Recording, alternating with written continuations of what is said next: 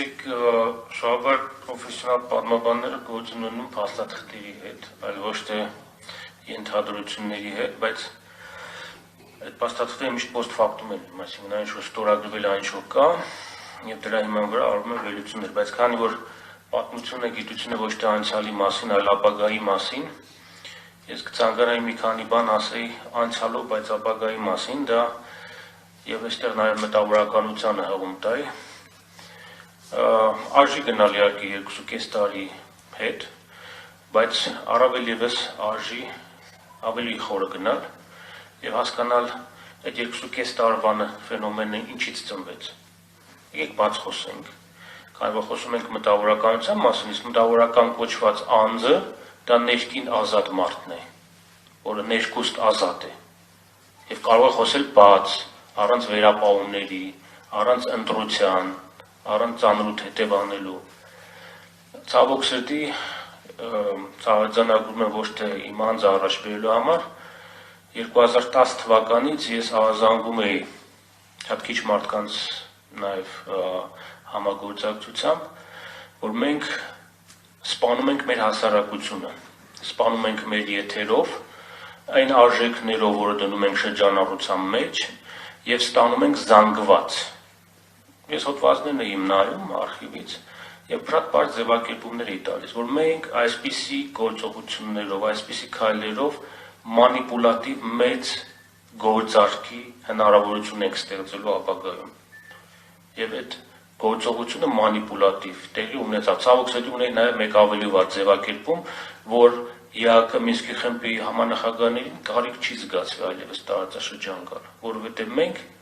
մենք ինքներս մեզ սպանում ենք։ Դա 10 տարի առաջ եմ ես ուղղակի զգուշացրել։ Ցավոք սրտի պետք է արձանագրենք, որ 2.5 տարի առաջ տեղի ունեցած այդ իրադարձությունը հանրապետության հրապարակում հետևանքներ նաև այդ գործողությունների, հետևանքներ հայ մտավորականության լռության, հայ մտավորականության կողմից չբարձրաձայնելու մասին։ Սա մասին պետք է խոսենք։ Եթե լռենք այս մասին եւ փորձենք սլաքներ ուղղել եւ արտարացի, ես դա չեմ ժխտում, որովհետեւ այն ինչ որ տեղի ունեցավ 2.5 տարի առաջ հետևանք էր նախադրյալների, որոնք վաղուց ստեղծվել են։ Ցավոք սրտի դա այդպես եւ անհերքելի է դա։ Հիմա նոյեմբերի 9-ից հետո պետք է ունենանք հունվարի 11։ Ես դրական որևէ բանի ակնկալիք չունեմ, սա արձանագրում եմ, բայց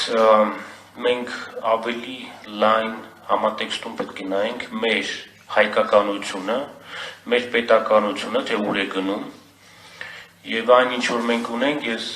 մի քանի տարի առաջ որակեցի որպես վերնախավային ճգնաժամ։ 2017 թվականի սեպտեմբերին հրապարակեցի հոդված անգլերենով, որտեղ ես խոսում էի մեր վերնախավի հայաստանյան եւ սփյուռքյան խորը ճգնաժամի մասին, որովհետեւ մենք հետ էինք գնում, փոխանակ տեղում կանգնելու եւ առաջ գնալու մեր արժե համակարգում, մեր գաղափարախոսությամբ, սին։ Մենք ուղղակի հետ էինք գնում, մենք չէինք ստեղծում պետականության ավանդույթ այստեղ։ Պետականության ավանդույթ ստեղծելու ջանք եռանդ չկար։ Ձևակերպումներ Հայաստանը սփյուռքով մեկ ուրիշ բան է, սփյուռքի հետ մեկ ուրիշ, առանց սփյուռքի մեկ այլ բան է։ Հիմա տեսակ մեր ներուժը, այսքան խոսալուց հետո մեր ներուժը պատերազմի ժամանակ դա չափվելի էր։ Դա կոնկրետ թվով արտահայտվեց մեր ներուժը թուրքերի, ադրբեջանցիների, մյուսների անուններ չտամ, մեր դեմ սանձազերծված ահաբեկչական պատերազմի ժամանակ։ Դա թվով արտահայտվեց։ Մենք կարողացանք հավաքել 180 միլիոն դոլար։ Այն պարագայում, երբ որ վտանգված էր ոչ միայն Արցախը, այլ նաև Հայաստանը, հայկական պետականությունը, սա է մեր ներուժի ցուցադրությունը։ Սա է մեր շքերթը, մեր կարողությունների, հայկական լոբբինգ եւ այլն ձևակերպում։ Եկեք ես շատ պարզ եմ եւ թիրախային եմ հարվածում, կներեք մի քիչ կոպիտ կարող լինի, բայց ամեն ինչ տեսնում են, չէ՞։ Տեսնում հաշվարկում են եւ դաշնակիցն է դա տեսնում, եւ թշնամին է տեսնում։ Թե որն է մեր ներուժը, այսքան մենք խոսում ենք, եւ ծանոթ հետևանելու այնտեղ մեծ քաղաքականության մեջ շատ հեշտ է դա ամեն ինչը։ Արագ կողմնորոշվել, ում կողմը պետք է բռնել, ով պետք է դառնա զոհ, պարտված կողմ, ով պետք է հաղթի։ Ցավոք սրտի մենք պարտվեցինք հենց այդ դաշտում առաջին հերթին, որտեղ չձևակերպեցինք մեր հիմնականը, ազգայինը, գլխավորը եւ ընկանք երկրորդական հարցերի հետևից։ Մենք այսօր ունենք Սփյուռք, որտեղ անհասկանալի ինչ մոդելով են ձևավորում համայնքները, մեխանիզմները 19-րդ դարից մնացած են, երկու եկեղեցիներ են այնտեղ իրար հետ մրցակցող, այդ ավիշը նյութական բանը քաշող, ամեն մեկը իր կողմը։ Մենք ունենք ոչ աշխարհիկ սփյուռքյան համայնքներ, այնինչ պետք է աշխարհիկ հիմունքով ձևավորված կառավարություններ լինեին, որոնք նաև ցանցային սկզբունքով պետք է Հայաստանի հետ կապված լինեին։ Մենք ինչ էինք հավաքում Հայաստան հիմնադրամով, որպես այցեքարտ, մեր ներուժի վերջին 10 տարվա թվերը կարող նաև ասել դուք էլ լավ գիտեք, 7-ից 10 միլիոն դոլար էինք հավաքում, սխալվում եմ, 7-ից 10 միլիոն դոլարը, դա գիտեք, ամեն մի շարքային 10-րդական ադրբեջանցի կոռուպցիոներ մեկ օրում կաշառք է տալիս։ Սա է մեր ներուժը։ Ինչ ենք զարմանում այդ պարտության վրա, ես չեմ ընդունում բանակի պարտություն, պետության, ժողովրդի պարտություն հասկացություններ չեմ ընդունում։ Ես ընդունում եմ մեր ժամանակի այս փուլում սխալ ճանապարհով գնալու, սխալ արժեհամակարգ որդեգրելու, սխալ քաղաքականություն եւ ապագայի սխալ տեսլական որդեգրելու պարտությունն է սա։ Եվ այն ինչ որ մենք ունենք, դա բառը հնչեցվել է, ես պետք է կերկրել, դա աղետ է, ազգային աղետ է։ Բայց հիմքերը, խորքը շատ ավելին է, քան մենք պատկերացնում ենք, դա 2.5 տարվա երևույթ ֆենոմեն չի։ Դա կարող ենք 91 թվականից համարել, կարող ենք ցանկացած թիվ վերցնել եւ բանանել, բայց այսօր գլոբալ առումով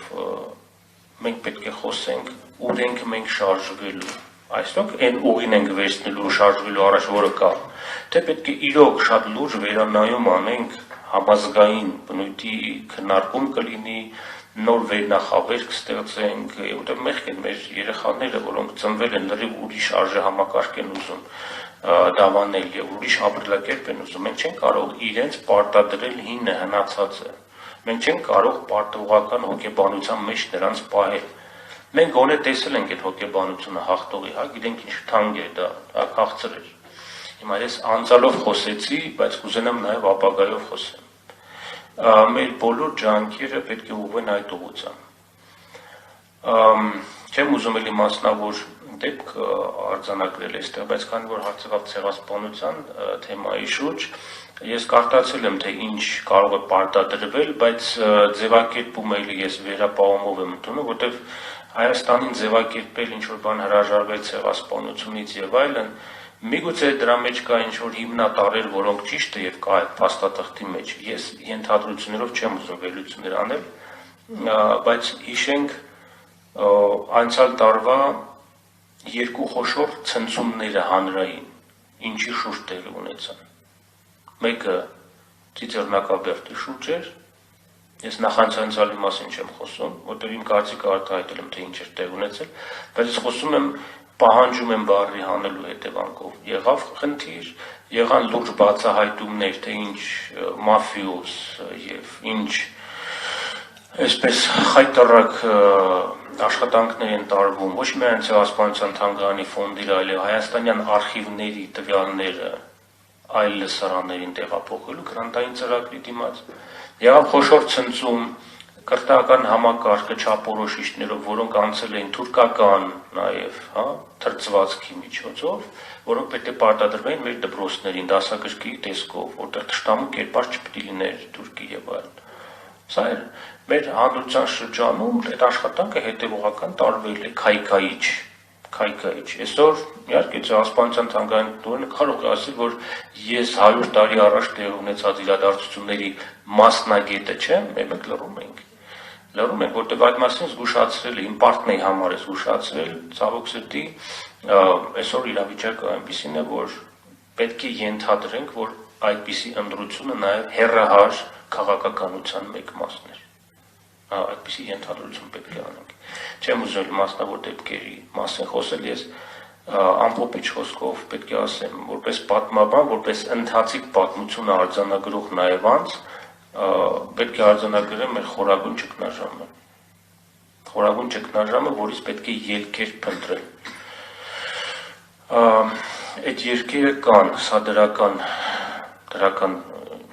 առումով պետք է ասեմ, որովհետև ես անկախ այս ամեն ինչից, անկախ այն հանգամանքից, որ 10 տարի ղեկավարել եմ հիմնարկ եւ առնչվել եմ մի պատմության հետ, որը կոչվում է հայոց ցեղասպանություն, բայց շատերը ինձ հարց են տալիս, որտեղ այդքան կոմոդ լավատեսություն կա։ Ինչու է այդքան օպտիմիզմով տարված, երբ որ ամեն ինչ կարծես թե ավարտված է եւ ամեն ինչ հնարավոր չի փրկել։ Ես մի բան եմ ասում, ուզում դա իմ խոսքը լինի, խնդրում դա ընդունել որպես հայոց ցեղասպանության թանգարան ինստիտուտի տնօրենի խոսք, որը այդ պատմության հետ 10 տարի շարունակ եւ ավելին առնչվել է։ Մենք կարող ենք ունենանք ավելի վատ աղետ եւ ավելի մեծ կորուստներ։ Սա է ինձ գոնե մի փոքր սփոփում, բայց այդ ավելի քիչն ու լավ լինելը չի կարող լինել եւ մեզանից կախված չլինել։ Այդ ամեն ինչը մեզանից կախված պետք է լինի։ Թույլ չտալը, որպեսզի կրկնվի եւ թույլ չտալը, որպեսզի մեր ապագան, մեր ճակատագիրը որոշվի բոլորին այլ տեղ, այլ թղթերի վրա։ Այդ ներուժը պետք է ցույց տալ։ Իսկ այդ ներուժը արդեն դոլարների քանակով չի չափվում, գործողություններով է չափվում։ Շնորհակալություն։